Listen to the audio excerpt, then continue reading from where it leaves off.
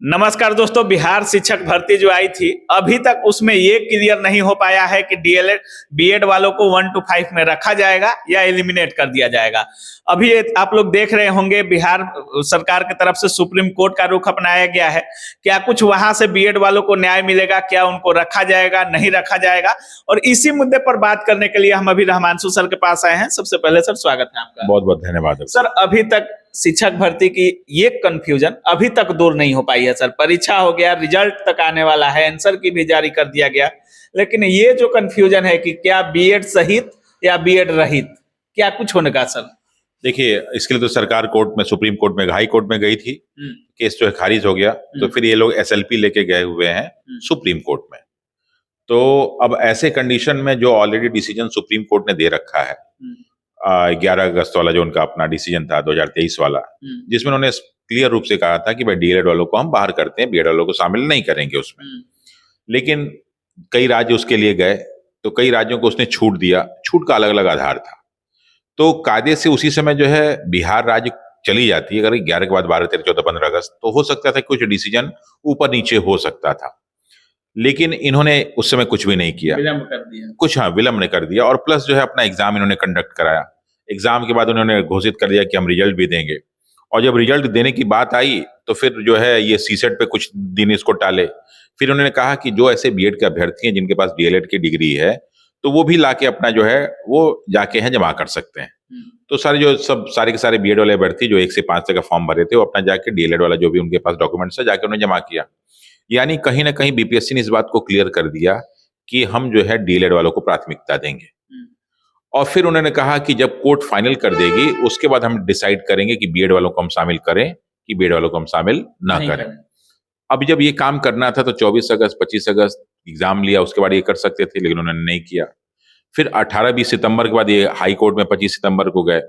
तो जाने का कारण मुख्यतः ये नहीं था कि ये बीएड के पक्ष में कि विपक्ष में है। बेसिकली बिहार सरकार चाह रही थी कि हम जल्दी से जल्दी जो है एक निर्णय दे सकें और ज्वाइनिंग करा सके, क्योंकि ज्वाइनिंग कराने के मूड में है। और वो चाह रही थी कि सारे के सारे वैकेंसीज का एक साथ जो है ज्वाइनिंग दिया जाए, ताकि लगे कि हाँ इतना बड़ा जो है हम लोग वैकेंसी भर दिए। 1,70,000 के आसपास वैकेंसी हमने भर दिया। लेकिन उसमें एक समस्या क्या आ रही थी कि ये जो 1 से 5 वालों में जो सबसे बड़ी वैकेंसी थी, तो अब उसके लिए जब एसएलपी लेके वो लोग गए तो एसएलपी पे सुनवाई भी होता है। तो अब सुनवाई के लिए उन्होंने 9 अक्टूबर का डेट दिया है। लेकिन सुप्रीम कोर्ट को अपने केस में ही अपने जजमेंट के अगेंस्ट जजमेंट देना ये बड़ा मुश्किल काम होता है।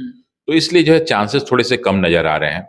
अब बिहार सरकार अपने तर्कों को किस प्रकार रख रही है, अपने पक्षों को किस प्रकार रख रही है, ये बहुत कुछ डिपेंड करेगा 9 तारीख के जजमेंट पे। सर, परीक्षा होने से पहले जजमेंट आया था सर, तो या तो परीक्षा ही नहीं देना चाहिए था। तमाम छात्र ये बोल रहे हैं कि या तो परीक्षा ही नहीं देना चाहिए था, और बीएड के छात्र ये बोल रहे हैं कि अगर आपने परीक्षा ले लिया है, वैकेंसी जजमेंट से पहले आया है, तो कहीं ना कहीं सुप्रीम कोर्ट एक बार जरूर इस पर सुनेगी सर। देखिए, मैं कई लोगों को ये बात कहा कि सुप्रीम कोर्ट का डिसीजन लेना है कि प्रोसेसिंग की शुरुआत कब से मानी जाती है।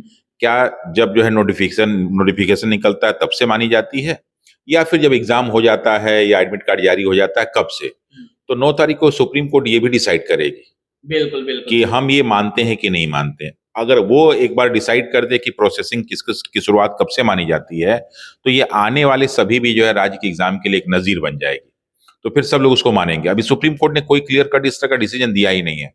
तो हो सकता है कि 9 अक्टूबर या इस केस के फाइनल में वो कोई ना कोई एक ऐसा डिसीजन सुनाए जो सबके लिए एक नजीर बने। तो अब इसमें ये समस्या आ सकती है। सर, पहले से भी आप कह रहे थे कि 1 to 5 का जो खेल मतलब विवाद है, इसको खत्म करने के लिए 6 to 8 में सीट देना चाहिए। अब तो सीट भी अच्छा खासा मिल गया है सर। तो अगर बीएड वाले एलिमिनेट भी हो जाते हैं तो उनको क्या करना चाहिए? देखिए, अगर बाय द वे बीएड वाले एलिमिनेट होते हैं तो उनके पास फिर अगला एक बहुत बढ़िया सुनहरा चांस 70,000 के आसपास 70,000 के आसपास एक बहुत सुनहरा चांस होगा। ऐसे भी उसमें लगभग इनको इतना ही मिलता। बिल्कुल बिल्कुल। तो वो फिर उनके लिए स्पेशली आ रहा है। अब उसमें तो डीएलएड वाले जाएंगे नहीं, उसमें जो है बीएड वाले चांसेस पूरे रहेंगे। तो उनके पास एक बहुत बड़ा एक अच्छा अपॉर्चुनिटी है। दूसरा क्या है ना कि कुछ बच्चों के दिमाग में क्या है कि उनको लगा कि बीपीएससी एग्जाम करा रही है तो ये बीपीएससी का एग्जाम है। कई लोग का ये जो है भ्रम हो जाता है। बहुत लोग इसी भ्रम में जी रहे हैं कि हमारा एग्जाम बीपीएससी कराया है, तो कई लोग का ये ना सोच ले कि हम बीपीएससी के अधिकारी बनने जा रहे हैं। भाई, बीपीएससी को ड्यूटी दी गई थी एग्जाम कराने के लिए, बीपीएससी का एग्जाम नहीं है। टीचर कहीं भी टीचर की परीक्षा किसी भी राज्य में वहां स्टेट पब्लिक सर्विस कमीशन नहीं कराती है। ये कॉन्स्टिट्यूशनल बॉडीज है। तो इस तरह का एग्जाम नहीं कंडक्ट कराती, वो तो बिहार सरकार के कहने पे उसने करा दिया। तो अगर किसी के दिमाग में इस तरह की भ्रम है तो इस चीज को आप निकाल दीजिएगा। इसको सिंपल सा एक एग्जामिनेशन मानिएगा जो बीपीएससी ने ले लिया और रिजल्ट घोषित करे, बाकी इसको बीपीएससी से कोई मतलब नहीं। तमाम छात्र बोल रहे हैं कि बिहार सरकार जो गई है, एसएलपी दायर की है, उसमें अपना बोझ हटाने के लिए, अपने ऊपर कलंक न आने के लिए, कि बाद में अगर रिजल्ट भी आता है तो बीएड वाले आक्रोशित होकर कुछ हंगामा न करे, इसके वजह से गई है सर। देखिए, यहाँ तो छात्र बेचारा जो है ऐसे ही असहाय है, वो आक्रोशित होकर कुछ नहीं करता है। दरोगा वालों ने क्या किया, बिहार एसएससी वालों ने क्या, उनकी संख्या तो कई लाख थी ना। बिल्कुल बिल्कुल। तो ये बेचारे 2-2.5 लाख क्या कर लेंगे। तो आप ये कहिए कि जो है स्टूडेंट आक्रोशित होकर कहीं आग लगा देंगे, ट्रेन जला देंगे, तो ऐसा कुछ नहीं होने वाला। समझदार नॉर्मली जब आदमी जैसे बचपन होता तो बात अलग होता है, सब मेच्योर हैं, तो वो इस तरह की तो गलती नहीं कर सकते हैं, इतनी गलती नहीं कर सकते हैं। लेकिन सरकार नहीं चाह रही कि कोई भी कलंक मेरे ऊपर लगे। बिल्कुल। तो अपने कलंक को हटाने के लिए प्रयास कर रही है, देखिए कहां तक हो सकता है बीएड वालों के लिए कुछ अच्छा भी हो जाए। हाँ, वही कह रहे हैं ना कि अगर वो गई है, हो सकता है कुछ बीएड वालों के लिए कुछ और अच्छा दे दे वो। बिल्कुल। इसमें शामिल नहीं करके कुछ हो सकता है कुछ और काम दे दें, तो ये भी तो हो सकता है कि बीएड वाले उलझने भी दूर हो जाए। हाँ, बहुत सारी समस्याओं का जो है समाधान। बहुत बहुत धन्यवाद सर। Thank you. जैसा कि आप लोग देख रहे थे, सर का साफ कहना है कि कहीं ना कहीं बिहार सरकार अगर सुप्रीम कोर्ट गई है तो ये बिहार सरकार के ऊपर रहता है कि कितना मजबूती के साथ सुप्रीम कोर्ट के फैसले के ऊपर पुनर्विचार करने के लिए कितना मजबूती के साथ पेश आती है। इनके पास क्या कुछ साक्ष्य है जिसको सुप्रीम कोर्ट के जजमेंट के ऊपर पुनर्विचार करने के लिए बाध्य कर सकते हैं। बाकी आप क्या कुछ सोच रहे हैं इस पूरे वीडियो के बारे में, अपनी राय कमेंट सेक्शन में जरूर रखिएगा। आप देख रहे थे काबिल न्यूज। जय हिंद।